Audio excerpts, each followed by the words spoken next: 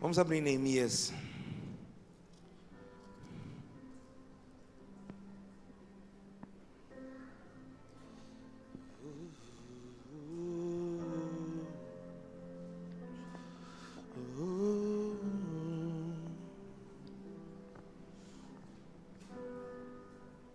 Neemias capítulo 2.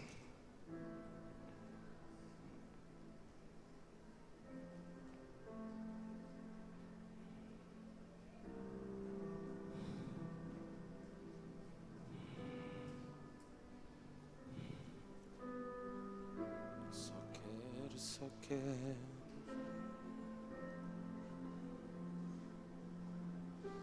Neemias capítulo 2. A gente conhece a história de Neemias. Neemias foi um dos levados à Babilônia, cativo. Foi levado pelo rei Nabucodonosor, rei da Babilônia. E aqui no livro de Neemias já não é mais a Babilônia, mas os babilônicos foram tomados pelos persas. E aqui, o rei que está governando aqui no livro de Neemias já é Artaxerxes, um rei persa.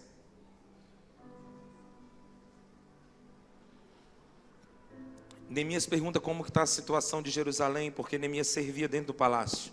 Neemias levava uma vida tranquila. Ele era copeiro do rei. Ele era o responsável, o homem de confiança do rei. Antes do rei comer alguma comida, Neemias provava essa comida para poder servir o rei. Então era um homem de extrema confiança e vivia no palácio do rei. Ele vivia bem. Mas ele pergunta para o seu irmão e fala: como é que está Jerusalém? O irmão fala: Jerusalém está arruinado. Muros derrubados, templo destruído. Neemias fica triste e o rei percebe. Pergunta por que ele está triste e ele fala: como que eu vou poder estar feliz se o meu povo está em vergonha? E o rei pergunta para ele: o que você quer? E ele pede: me dê cartas, me autorizando a passar, voltar para Jerusalém e reconstruir os muros. E assim o rei faz. Neemias volta a Jerusalém. E nós vamos ler agora a primeira coisa que Neemias fez quando volta a Jerusalém. Capítulo 2, ele diz assim: cheguei a Jerusalém, onde estive 3 dias. Então à noite me levantei com uns poucos homens comigo, e não declarei a ninguém o que meu Deus pusera no meu coração para fazer em Jerusalém. Não havia comigo animal nenhum, a não ser o que eu montava. De noite eu saí pela porta do vale, para do lado da fonte do dragão e da porta do monturo, contemplei os muros de Jerusalém, que estavam assolados, cujas portas tinham sido consumidas pelo fogo. Passei pela porta da fonte e ao açude do rei, mas não havia lugar por onde passasse o animal que eu montava. Subi à noite pelo ribeiro, contemplei ainda os muros. Voltei e entrei pela porta do vale e tornei para casa. Não sabiam os magistrados onde eu fora, nem o que eu fazia, pois até aqui não havia declarado eu coisa alguma, nem aos judeus, nem aos sacerdotes, nem aos nobres, nem aos magistrados, nem aos mais que faziam essa obra. Então lhes disse: estão vendo a miséria em que estamos? Jerusalém assolada, as suas portas queimadas. Vinde, reedifiquemos os muros de Jerusalém e deixemos de ser opróbrio ou vergonha. Lhes declarei como a boa mão do meu Deus estivera comigo, e também as palavras que o rei me falara. Então disseram: disponhamo-nos e edifiquemo-nos. Fortaleceram as mãos para a obra. Porém Sambalate, o Anonita, e Tobias, o servo Amonita, e Gesem, o Arábio, quando souberam, zombaram de nós e nos desprezaram e disseram: que é isso que fazeis? Quereis rebelar-vos contra o rei? Então eu respondi: o Deus do céu, a quem nos dará bom êxito, nós, seus servos, nos disporemos e reedificaremos. Todavia não tendes parte nem direito, nem memorial em Jerusalém. Amém? Feche seus olhos.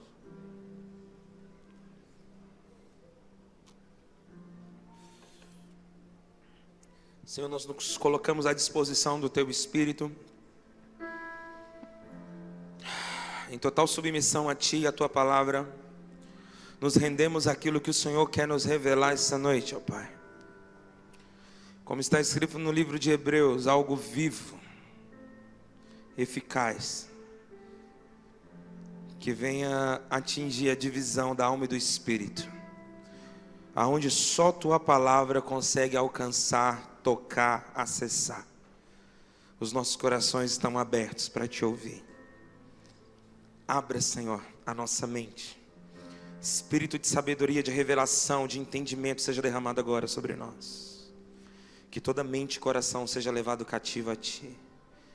E que nenhuma distração nos roube daquilo que o Senhor tem para a Tua igreja essa noite, em nome de Jesus. Amém. Glória a Deus. Depois de um momento de adoração como esse, é difícil falar, né?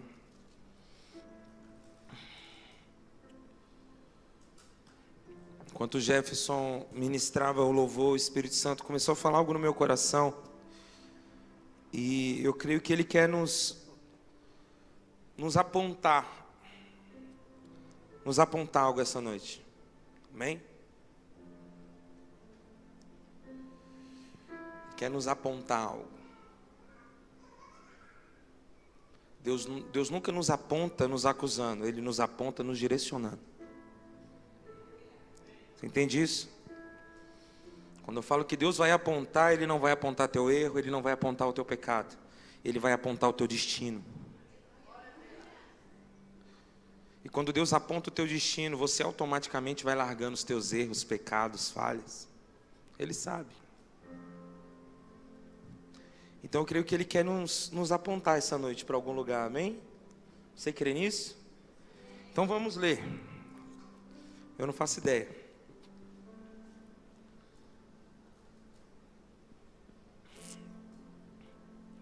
Obrigado, Senhor.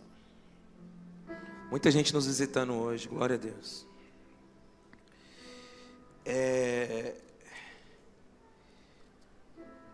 Neemias, ele fez algo que algum tempo atrás, uns 2 anos atrás, o Veloso tinha acabado de chegar na igreja. E ele chegou com alguns projetos. E juntei eu, Veloso, mais um casal que não é da igreja hoje, está em outra igreja. E nós saímos procurando no Novo Gama um bairro que estivesse precisando da nossa ajuda. Na época eu estava trabalhando na política, então eu estava conhecendo muitos lugares carentes no município.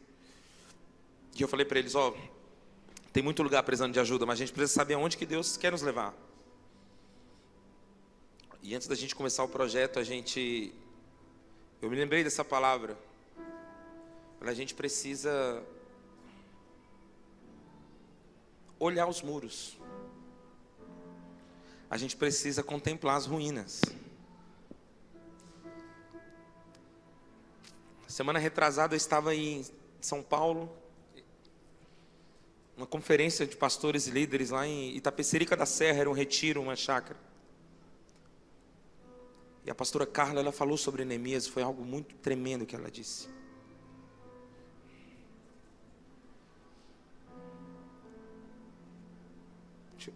Eu creio que eu anotei aqui para ser mais preciso no que ela falou.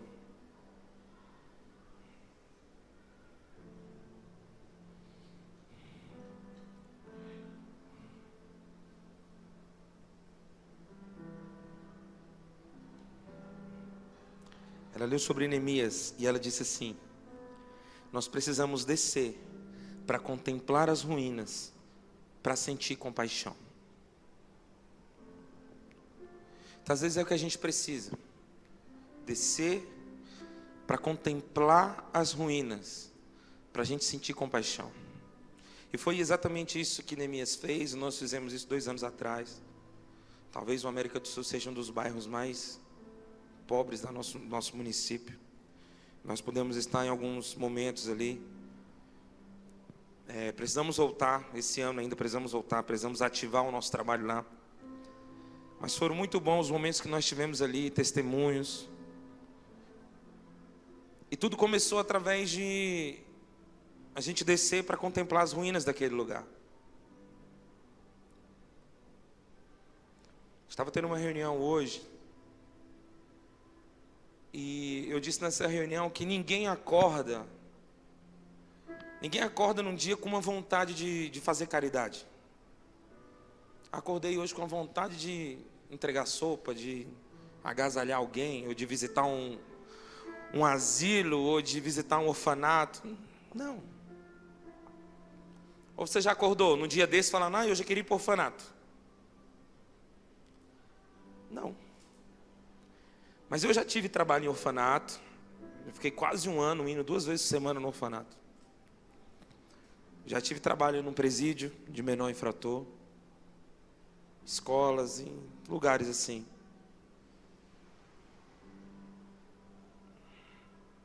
E a gente só começa a sentir compaixão quando a gente desce para contemplar as ruínas.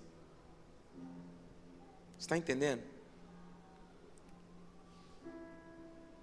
Pastor, mas eu não senti no meu coração vontade de fazer. E nem vai, cara. Você vai sentir no teu coração vontade de continuar dormindo até meio-dia, de continuar comendo até explodir, de continuar acumulando dinheiro, acumulando bens, acumulando prazeres. Porque o nosso coração é insaciável, a nossa alma ela é insaciável.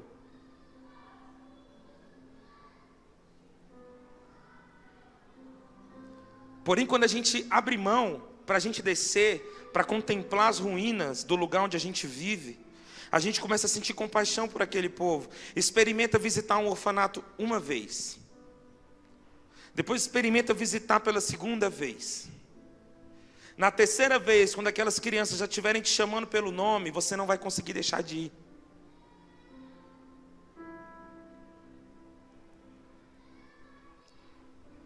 Na 2ª vez, na 3ª vez, quando aqueles velhinhos começarem a te abraçar, como se você fosse a pessoa mais importante da vida dele, porque ele não recebe visita de filho, de parente nenhum, você não vai conseguir mais viver sem aquele lugar.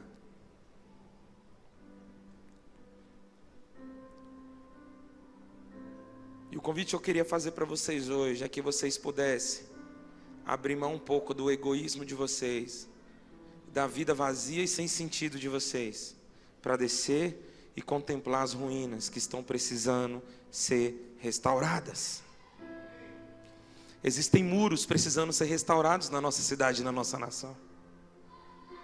E Deus precisa de homens e mulheres reparadores de muro, restauradores de muro.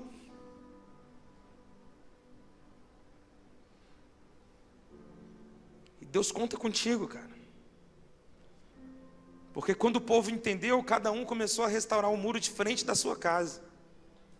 Cada um começou a fazer a sua parte. Porque é assim que a gente muda, cara, o mundo. É assim que nós mudamos o mundo. Pastor, mas o meu voto não faz diferença nenhuma. É só um voto.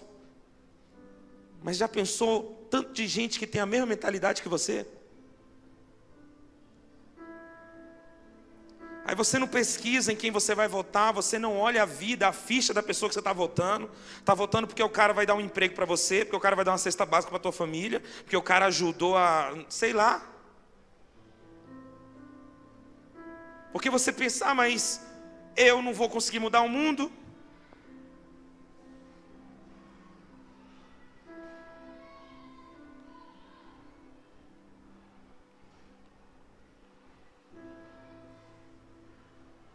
Comece mudando o mundo a partir de você, a partir do teu casamento, a partir da tua família, a partir da tua casa. Cada um começou a restaurar o muro de frente da casa. E é isso que nós precisamos. Mas a gente só vai fazer isso quando a gente descer para contemplar as ruínas. Eu creio que esse ano, cara, esse ano é muito profético na nossa nação. Nós declaramos no começo do ano, é um ano de novos começos. É um novo ciclo que se inicia. E não teria ano mais propício para Deus mover essa nação, varrendo e tirando toda a corrupção. Para colocar novos líderes, novos governantes sobre nós. E nós precisamos, igreja, orar pela nossa nação. E além de orar, nós precisamos ter convicção daquelas pessoas que nós vamos colocar para nos governar. Porque aquele que você colocar para te governar, ele tem legitimidade e legalidade para decidir qualquer coisa sobre você, porque foi você que colocou ele lá.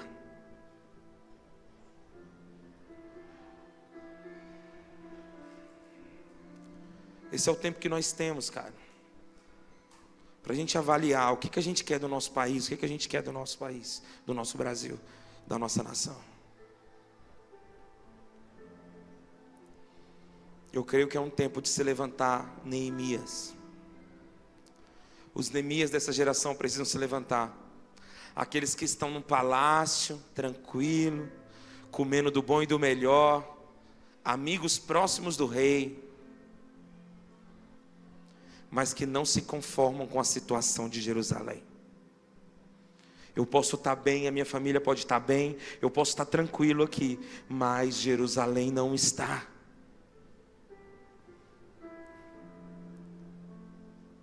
Foi isso que fez esse povo hebreu sobreviver durante todo esse tempo. Quantas guerras eles suportaram, quantas guerras os judeus suportaram, quanto ódio.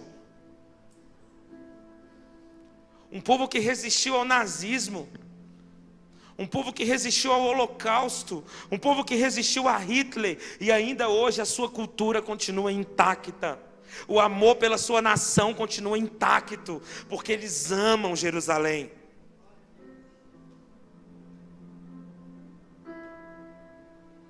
Nós precisamos amar, cara, a nossa nação. O Brasil se tornou Estado antes de virar nação. E é por isso que a gente não tem patriotismo.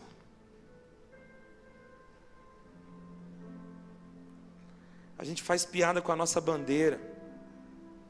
A gente faz piada com o nosso país. Nós, ministros e sacerdotes e profetas de Deus, levantamos a nossa voz para declarar maldições sobre a nossa nação. Esse país não presta. Eu vou mudar para os Estados Unidos.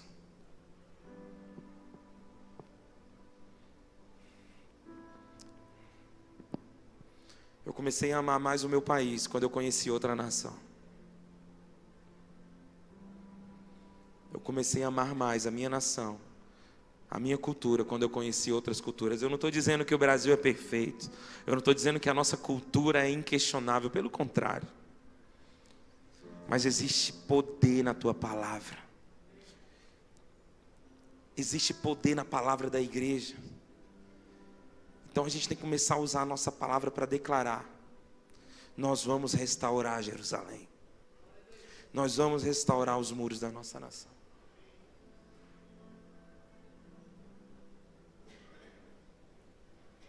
A primeira coisa que ele faz é levantar de madrugada para ir olhar as ruínas. Ele olhou tudo que precisava ser restaurado. Eu imagino que por onde ele passava, ele via destruído e ele chorava. Por onde ele passava, ele chorava. E quando ele volta, ele fala: ó, Deus está com a gente vai restaurar, cara.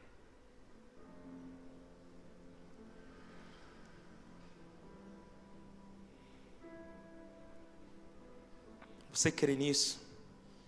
Você crê que Deus pode restaurar? Agora, algo que Neemias tinha. Neemias tinha credibilidade. Neemias tinha credibilidade. Porque se ele não tivesse credibilidade, ninguém ia acreditar nele, ninguém ia abraçar o projeto dele. E já estou com um versículo no meu coração há algum tempo. E quando eu cheguei e vi o Jefferson cantando essa música do Rodolfo Abrantes, que diz: quem deu crédito? Não é isso, Jefferson? Quem deu crédito à nossa pregação? Esse versículo está em Isaías 53. Quem deu crédito na nossa mensagem? Eu queria perguntar para você: quem deu crédito na sua pregação? Alguém dá crédito na sua mensagem? Isaías declara: quem deu crédito à pregação? Porque ele foi subindo como um renovo, como raiz de uma terra seca, não havia beleza nem formosura. Ele foi rejeitado pelos judeus, não deram crédito para ele.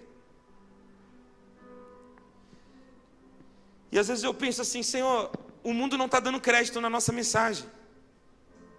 Nós, cristãos, estamos perdendo a nossa credibilidade. Eu tenho pouco tempo de pastor, mas aqueles que têm mais de 20 anos de pastoreio, estava conversando com os pastores nesse encontro, a gente conhece muitos pastores. Eu estava conversando com alguns pastores que têm a minha idade pastoreando, 30 anos de pastor, 33 anos pastoreando. E eles disseram assim: na minha época, pastor, as pessoas mais importantes na cidade eram o padre, o delegado, o médico e o pastor. Tinha um doutor, tinha um delegado, o médico e o pastor eram as pessoas mais importantes e mais respeitadas.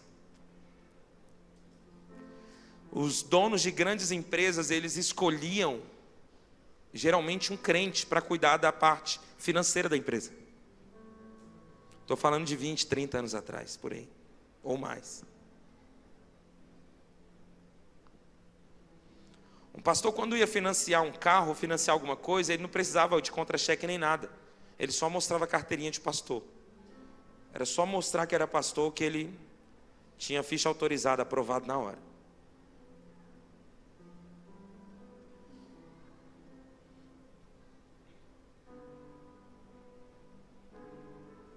Aí eu fico pensando nesse versículo hoje: quem deu crédito à nossa pregação?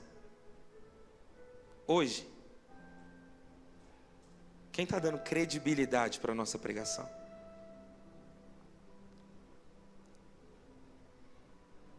Porque hoje já é o contrário. O pastor pode ter contra-cheque, pode estar com o nome limpo, mas se ele disser que é pastor, ele não consegue comprar.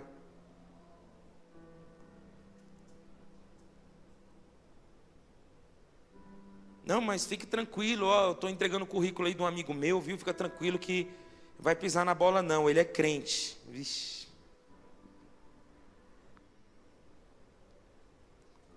Isso quer dizer alguma coisa hoje, gente? Isso quer dizer alguma coisa hoje? Fulano é crente? Em alguns lugares o trauma é tão grande que o cara fala: eu não quero saber de crente na minha empresa. Crente só me deu prejuízo. Crente só me deu dor de cabeça. Nós perdemos a credibilidade. Se a gente perde a credibilidade, ninguém vai querer abraçar o nosso projeto. E se ninguém abraçar o nosso projeto, a gente não reconstrui muro sozinho. Nós não reconstruímos muros sozinhos.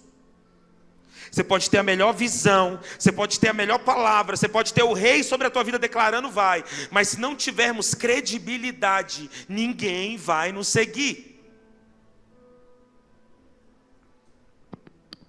Como é horrível perder a credibilidade por alguém.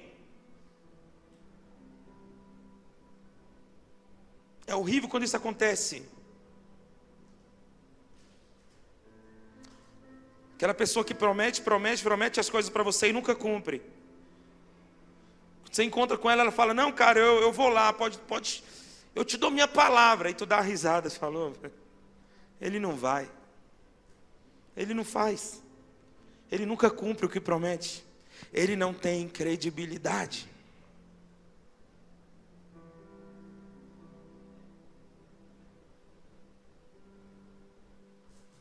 Você tem credibilidade na tua casa? Você tem credibilidade na tua família? Você tem credibilidade no teu trabalho? Você tem credibilidade entre os seus amigos?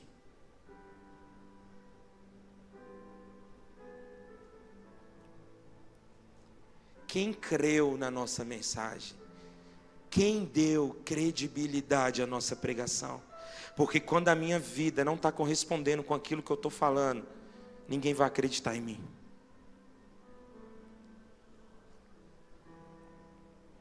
Duas semanas eu fui muito confrontado, 2 semanas atrás.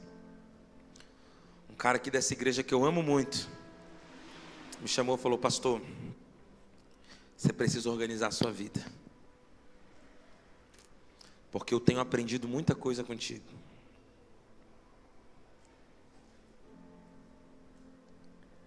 E você mesmo, lá de cima do altar, você diz que a gente não pode ser exemplo em umas coisas e em outras não.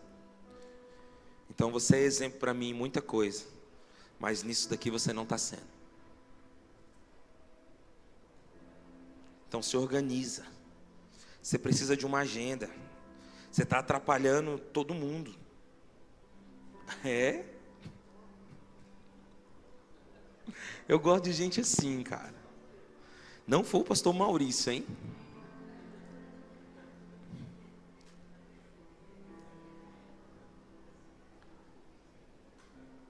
Como eu amo pessoas assim.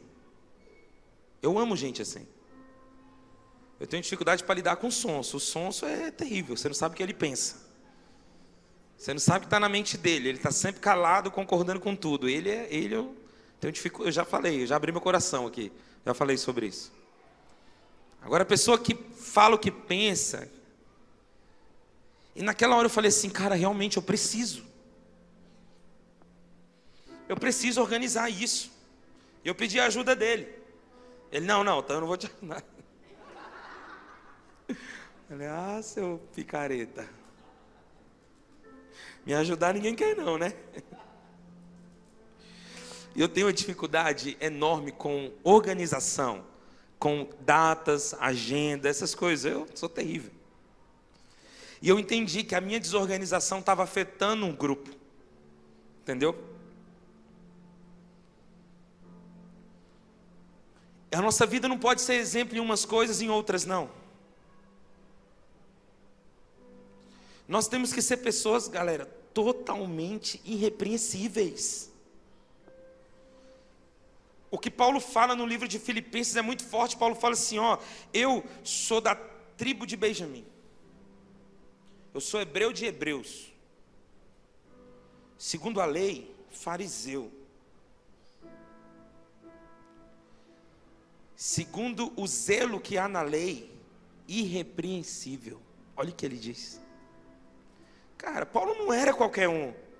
Por que Jesus escolheu a Paulo? E se esse cara for radical nesse jeito, se esse cara for radical no evangelho, igual ele é no judaísmo, eu quero ele para mim.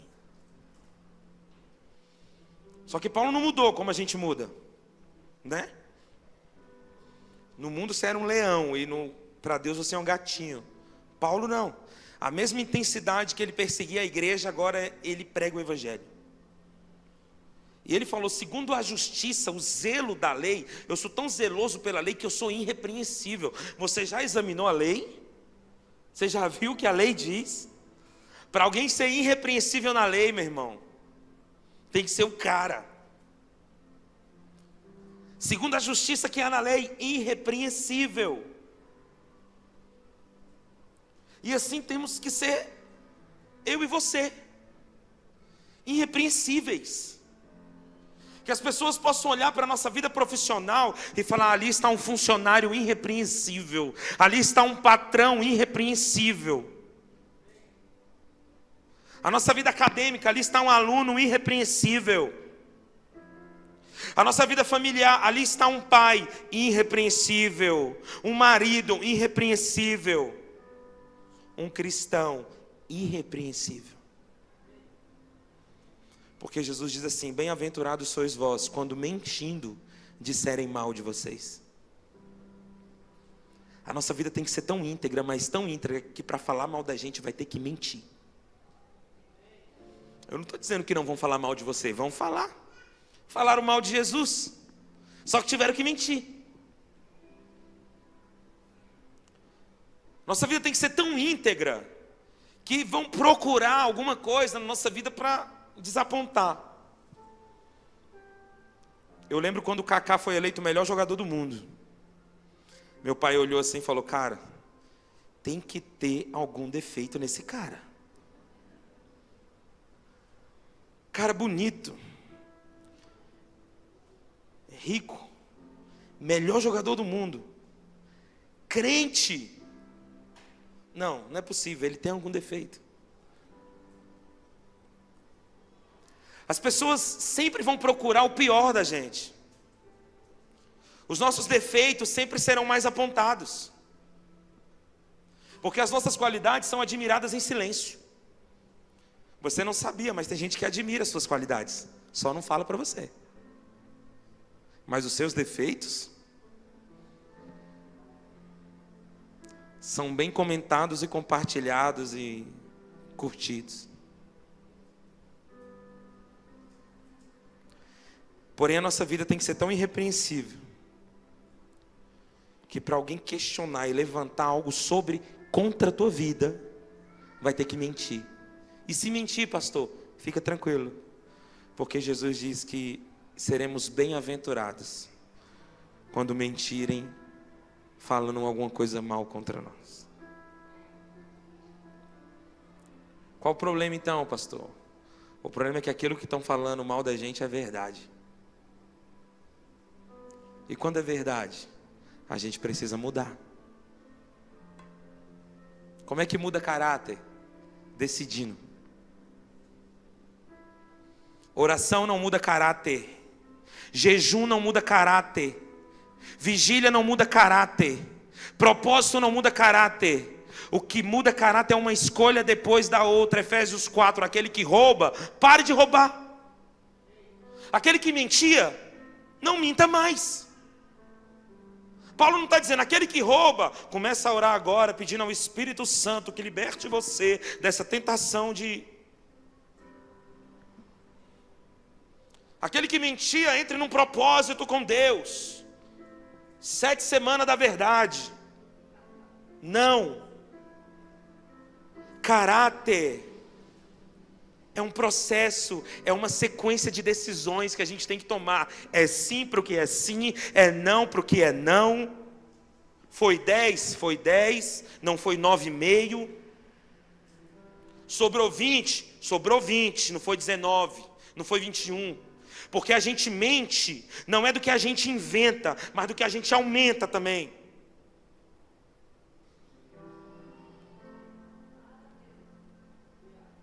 Aquele que devolve 5 centavos vai devolver 5 milhões.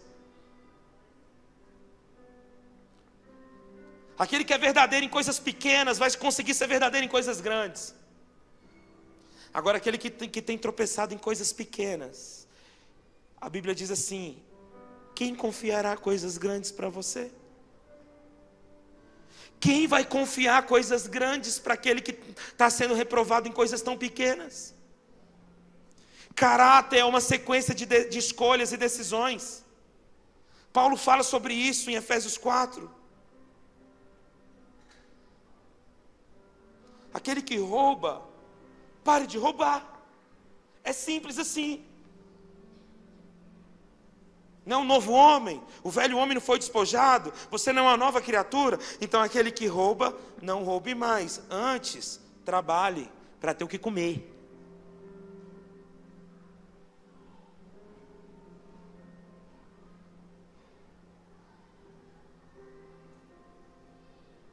Só o Evangelho muda caráter. Pastor, o Evangelho é capaz de mudar o caráter? É só isso que o Evangelho faz. Se o Evangelho não for capaz de mudar o caráter de alguém, vamos rasgar a Bíblia e vamos fazer outra coisa. Na verdade, eu não conheço outra coisa que mude caráter de alguém, senão a palavra, senão o Evangelho. Muda. Tem esperança para o mentiroso. Tem esperança para o ladrão. Tem esperança para o orgulhoso, para o soberbo, para o arrogante, para o fofoqueiro. Qual a esperança, pastor? É ele parar de fazer isso, cara. É ele começar a examinar a palavra e o caráter de Jesus começar a confrontar o caráter dele.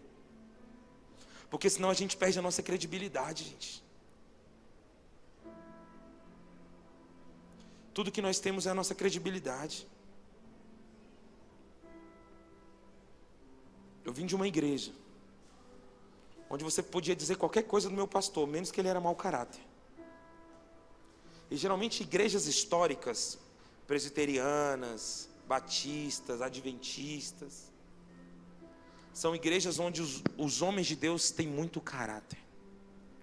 Maridos de uma só mulher, uma conduta moral irrepreensível.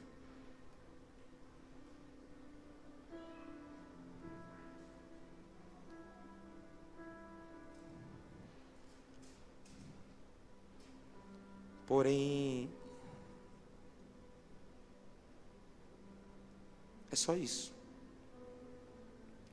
E conduta moral irrepreensível os fariseus também tinham.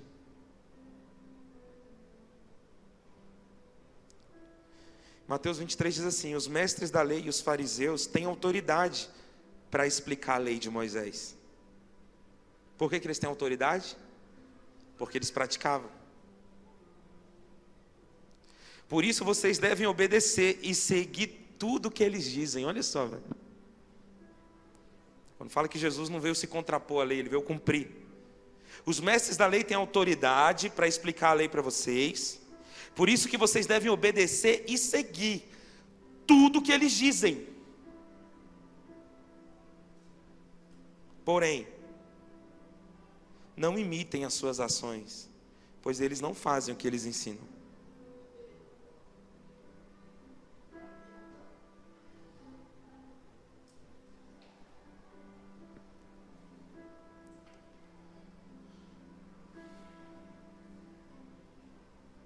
Aí eu comecei a conhecer o outro extremo. Aqueles pastores que já têm muita unção. Eu estou falando de unção mesmo, de fazer coisas sobrenaturais.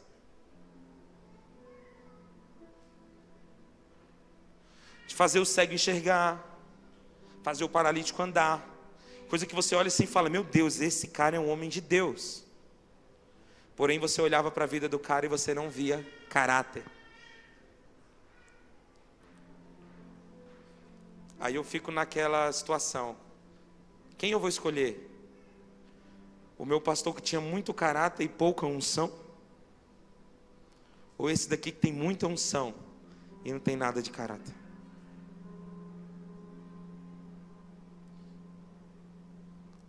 Parece que a gente vai estar sempre tendo que decidir entre uma coisa ou outra. Será que a gente não vai conseguir um equilíbrio nisso? O porquê eu não sei, mas Deus usa o mau caráter. Como é possível, pastor? Não sei, cara, mas usa. A Bíblia diz que os dons são irrevogáveis. Pastor, mas o cara eu conheço a vida dele, ele tem outra mulher. Cara, não sei, Deus está usando, ele está curando. Escuta o que ele diz, mas não faz o que ele faz.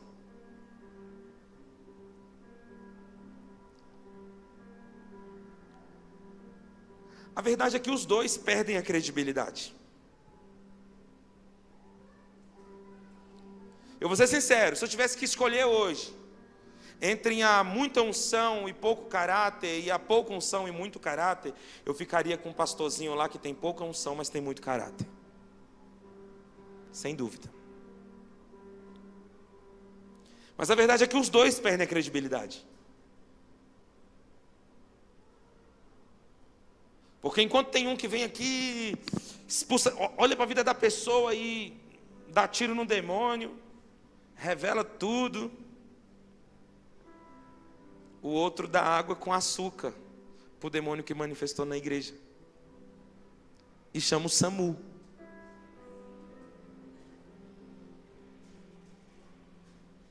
Não estou exagerando. Os dois perderam a credibilidade. Nós precisamos conseguir um equilíbrio nisso. Os nossos filhos e discípulos precisam ver o poder de Deus na nossa vida, mas eles precisam ver o caráter de Cristo também em nós. Porque senão, pastor, a gente perde a credibilidade e ninguém vai querer entrar no nosso projeto para reconstruir os muros junto com a gente. Quando Jesus acabou de dizer essas coisas, que coisas? Sermão do Monte. Que Moisés disse, eu porém vos digo. Sermão do Monte é enorme. Quando ele termina o Sermão do Monte, diz assim, que as multidões estavam maravilhadas com o ensino, porque ele ensinava como quem tem autoridade, e não como os mestres da lei. As multidões estavam maravilhadas com o ensino de Jesus, porque quando ele falava que a gente tinha que orar pelo inimigo, as multidões olhavam para ele e falavam, cara, esse cara é capaz de orar pelo inimigo mesmo. Quando ele falou assim, se alguém te obrigar a caminhar 1 milha, caminhe 2. As multidões olhavam, ele é capaz de fazer isso mesmo. Se alguém bater numa face, Moisés disse para você fazer igual. Mas eu digo, se bater numa face, ofereça outra. E as multidões olhavam e falavam, ele sustenta o que ele está falando. Você sustenta o que você prega? Porque eu já vivi com pessoas que diziam que tomar remédio é para quem não crê em Deus. Mas na hora da dor, pastor, compra um dipironazinho para mim.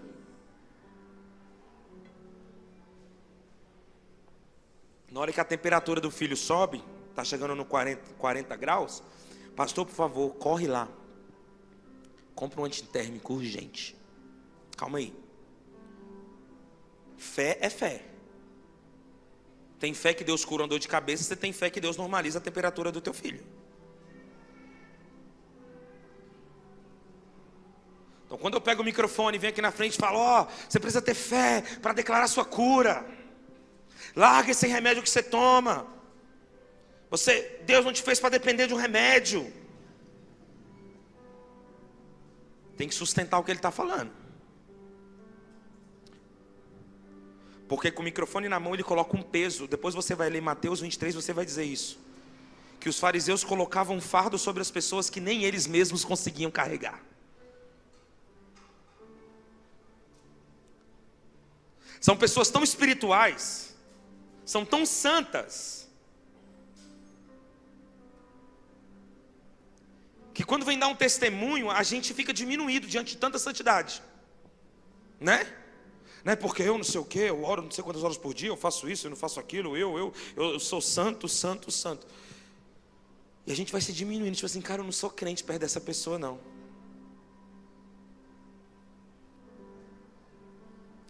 Eu não me iludo mais com testemunho de santidade. Quer me convencer? Caminha comigo e deixa eu ouvir a tua vida.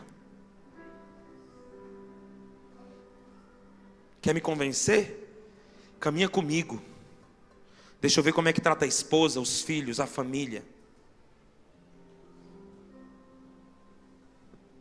Deixa eu ver se na hora da dor, na hora da enfermidade, se ele realmente vai ajoelhar e pedir para Deus curar, ou se ele vai ter um plano B. Você está entendendo? Já tiveram pessoas nessa igreja que deixaram de tomar medicamento. Medicamento sério, medicamento que precisa tomar. Porque ouviram alguém com esse microfone na mão dizer que é falta de fé viver dependendo de um medicamento. A pessoa entrou numa crise espiritual. E largou, parou de tomar. Estava morrendo.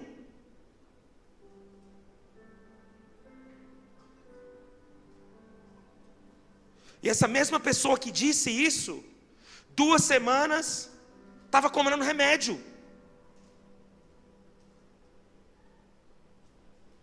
Eu não estou falando do que eu ouvi dizer não, gente. Eu estou falando do que eu vi, do que eu vivi.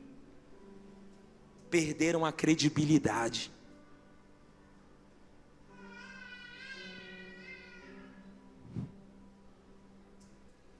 Até o próprio Paulo fala sobre isso. Paulo fala que nas suas viagens ele deixa um companheiro dele enfermo. Eu tive que sair de lá e deixei fulano enfermo. Como assim, Paulo? Porque você não curou o cara? Deus não cura todo mundo?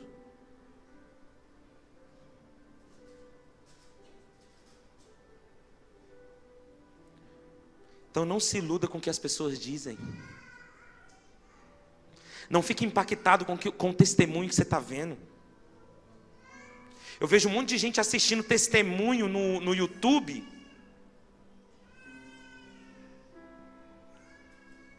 Ah, cara, que homem de Deus, eu vi uma palavra no YouTube, que homem de Deus, pastor. Você tem que conhecer e começa a confrontar a autoridade do pastor. Homem de Deus foi aquele que eu vi pregar, vai lá viver com ele. Vai lá caminhar com ele. Como o pastor Rômulo falava, vai lá comer 1 quilo de sal. O pastor Rômulo falava isso. O pastor Rômulo falava assim, ó, ninguém me ilude, até eu comer 1 quilo de sal com essa pessoa. Até acabar 1 quilo de sal é muito tempo, não é, Toninho? A gente conhece já.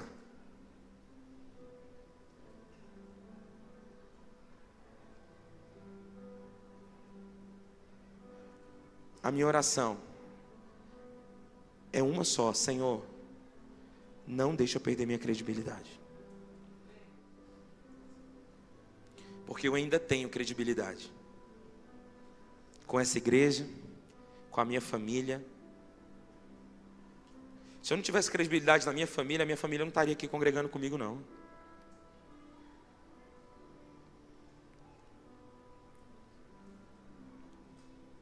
Com o pastor Maurício, conheço desde quando eu me converti.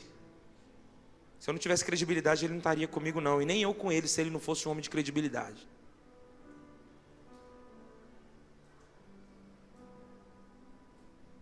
A credibilidade é a autorização que Deus te dá para você fluir no seu propósito. É a autorização do céu para autenticar o teu propósito. Quando você perde a credibilidade, você perde tudo. Você entende isso?